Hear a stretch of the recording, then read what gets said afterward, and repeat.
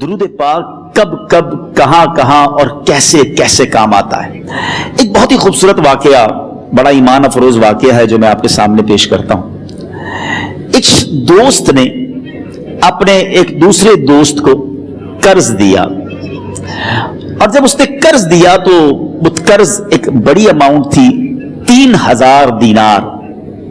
وہ ٹائم آ گیا جب اس ٹائم وہ قرض لینے کے لیے اپنے دوست کے پاس گیا کہ بھائی مجھے میرے پیسے واپس دو، تو اس نے کہا کہ پیسے تو نہیں میرے پاس، میں کولیپس ہو گیا ہوں، بزنس اب میرا ختم ہو گیا ہے، میں تمہاری رقم نہیں دے سکتا۔ اس نے ایک اور ٹائم دے دیا اسے کہ ٹھیک ہے اب اتنے دنوں کے بعد میں دے دوں گا۔ وہ ٹائم بھی گزر گیا، اور جب وہ ٹائم بھی گزر گیا تو اس کے بعد اس دوست نے کہا کہ اب تو پیسے دے دو بھائی، میرا ٹائم پورا ہو گیا ہے، پھر نہ دے سکا ٹائم۔ آخر کار معاملہ جو ہے وہ کورٹ میں چلا گیا، قاضی کے پاس چلا گیا۔ اب قاضی نے جس کو پیسے دینے تھے اس کو بلایا اور کہا کہ بھائی آپ کو اس کے پیسے دینے ہیں؟ کہتا ہے ہاں پیسے تو دینے ہیں۔ تو کہا پھر دیتے کیوں نہیں ہو؟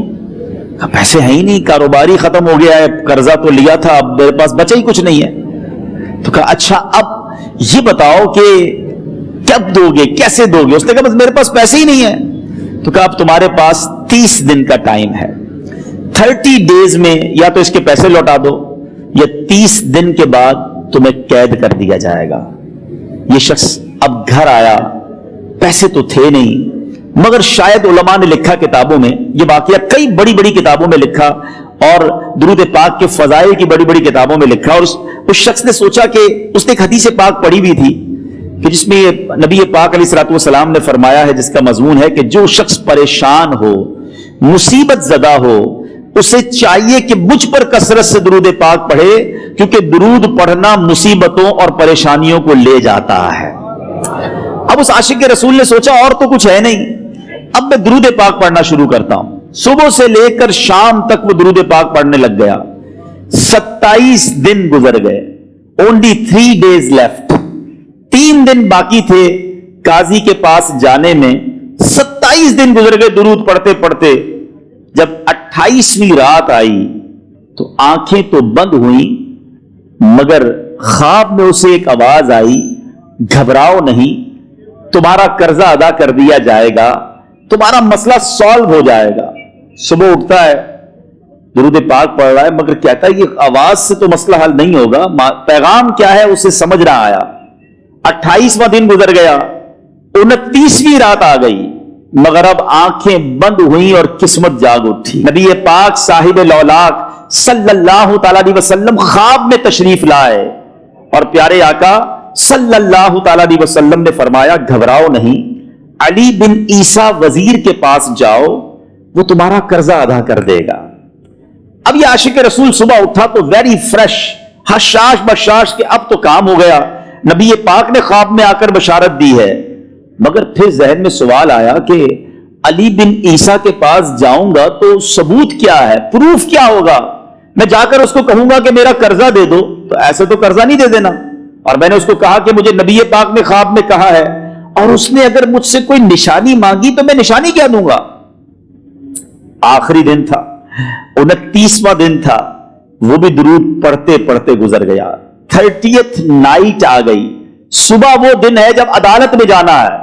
اب اس رات پھر نبی پاک علیہ الصلوۃ والسلام خواب میں تشریف لائے، اور آقا علیہ الصلوۃ والسلام نے فرمایا کہ علی بن عیسیٰ وزیر کے پاس جاؤ، وہ تمہارا قرض ادا کر دے گا۔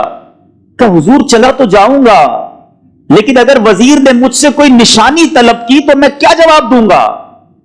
پیارے آقا علیہ الصلوۃ والسلام نے کمال کا ارشاد فرمایا کہ علی بن عیسیٰ سے کہنا کہ تم روزانہ فجر کی نماز کے بعد 5000 بار درود پاک پڑھتے ہو، یہ راز فقط تم جانتے ہو اور تمہارا رب جانتا ہے۔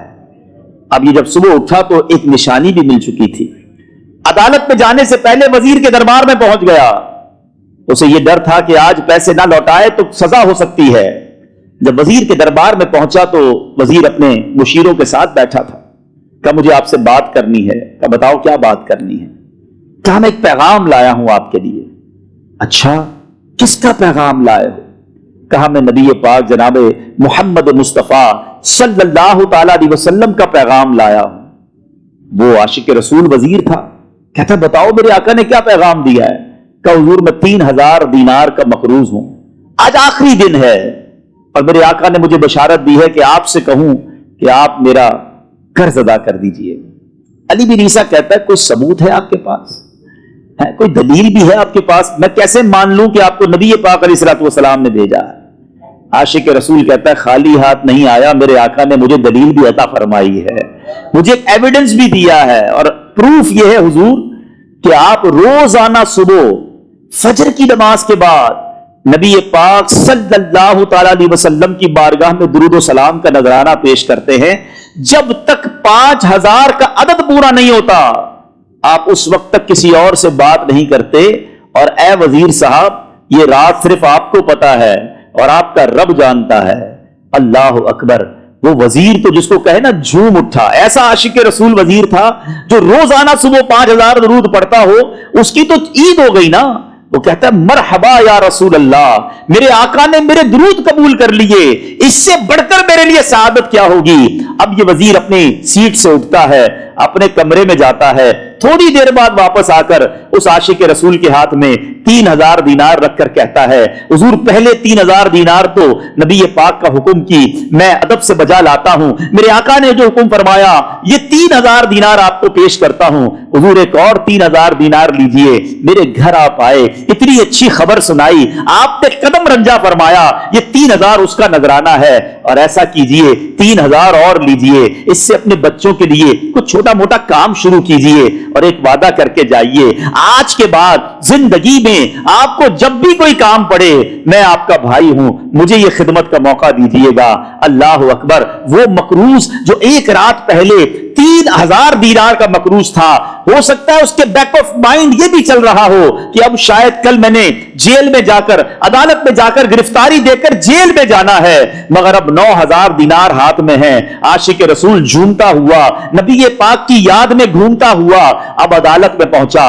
अदालत में एवरीबडी एक्सपेक्टिंग ओवर देयर कि आज इसने आना है और आकर कहना यही है कि पैसे तो नहीं है, गिरफ्तार कर लो। मगर जाकर इस आशिक रसूल ने 3000 दीनार जज साहब के हाथ में रख दिए। काजी कहता है पहले तो ये बताओ पैसे आए किधर से? तुम तो कहते थे गरीब हूं, तुम तो कहते थे कारोबार नहीं है, एक महीने में इतनी बड़ी रकम का इंतजाम कैसे हो गया? सुभान अल्लाह। उस आशिक रसूल ने गोया जबाने हाल से यह कहा होगा कि ये तो करम है उनका, वरना मुझ में तो ऐसी बात नहीं, इतना दिया सरकार ने मुझको, इतनी मेरी औकात नहीं। उसने वो पूरा वाकया भरी अदालत में सुना दिया। अल्लाह अकबर। मेरे प्यारे इस्लामी भाइयों, जरा सोचो पहले जमाने में कैसे आशिकान रसूल हुआ करते थे। वो जज, वो काजी भी कैसा सरकार अलैहिस्सलातु वस्सलाम का आशिक था। अपनी सीट से उठता है, भरे दरबार में, भरी अदालत में, वो अपने चैम्बर में, अपने कमरे में जाता है और थोड़ी देर बाद वापस आकर उसके हाथ में भी 3000 दीनार हैं। और वो 3000 दीनार जो है वो उस आशिक रसूल के हाथ में रखता है कि सारा सवाब अली बिन ईसा कैसे ले जाए, मैं भी तो नबी पाक का गुलाम हूं, मैं तुम्हारा कर्जा मैं अदा करता हूं। अच्छा, अब एक और अजीब सिनेरियो ये बन गया कि जिसने केस किया था, जिसने दावा किया था, वो भी ये सारा मंजर देख रहा था। कहता है जज साहब जरा रुकिए, मैं भी अपने आका का उम्मती हूं और एक काम कीजिए, कलम कागज मंगवाइए, इस आशिक रसूल का कर्जा ही मैं माफ कर देता हूं। अच्छा, अब आशिक रसूल ने वो वापस 3000 दीनार जो जज साहब ने दिए थे वो वापस जज साहब को दिए कि हुजूर ये पैसे आप ही रख लें, कर्जा ही माफ हो गया, अब आपके पैसे का मैंने क्या करना है? जज साहब कहते हैं जो पैसे नबी पाक के नाम पर निकाले हैं अब मुझे वापस नहीं चाहिए, ये भी तुम अपने साथ ले जाओ। अल्लाह अकबर। मेरे बीचे इस्लामी भाइयों, वो आशिक रसूल एक रात पहले 3000 दीनार का मकरूज है, अब 12000 दीनार लेकर घर को वापस जा रहा है। इस एक वाक़े के अंदर जो हम सब के लिए दर्स है, जो हम सब के लिए पैगाम है। शायर लिखते हैं ना, दुखों ने तुमको जो घेरा हो तो दुरूद पढ़ो, दुखों ने तुमको जो घेरा हो तो दुरूद पढ़ो, जो हाजिरी की तमन्ना हो तो दुरूद पढ़ो। आज हम बहुत सारी प्रॉब्लम्स में होते हैं, यहां भी हो सकता है मेरा कोई भाई बीमार बैठा हो, कोई कर्जे में डूब गया हो, किसी का कोई बिजनेस प्रॉब्लम चल रहा हो, कोई फैमिली इशू में डिस्टर्ब हो, आप किसी भी प्रॉब्लम में हैं, خدا کی قسم درود پاک ایسا وظیفہ ہے. لوگ بہت سارے وظائف پوچھتے رہتے ہیں, بہت سارے جناب وظائف کے بارے میں معلومات کرتے رہتے ہیں. سچی بات یہ ہے ہر درد کی دوا ہے صلی علی محمد. ہر درد کی دوا ہے صلی علی محمد. تعویذ ہر بلا ہے صلی علی محمد. تو خدا را اپنی زندگی میں درود پاک کو شامل کر لیجئے, اور آپ بلیو کریں جب آپ نے کثرت سے درود پاک پڑھنے شروع کر دیے, آپ اپنی آنکھوں سے دیکھیں گے آپ کے پرابلم دور ہو رہے ہیں, آپ کی صحت اچھی ہو رہی ہے, آپ کے قرضے اترنے شروع ہو گئے ہیں, روزگار میں آپ کے برکت ہونا شروع ہو جائے گی, آپ کے چہرے پہ نور آنا شروع ہو جائے گا, آپ کی زبان میں اثر آنا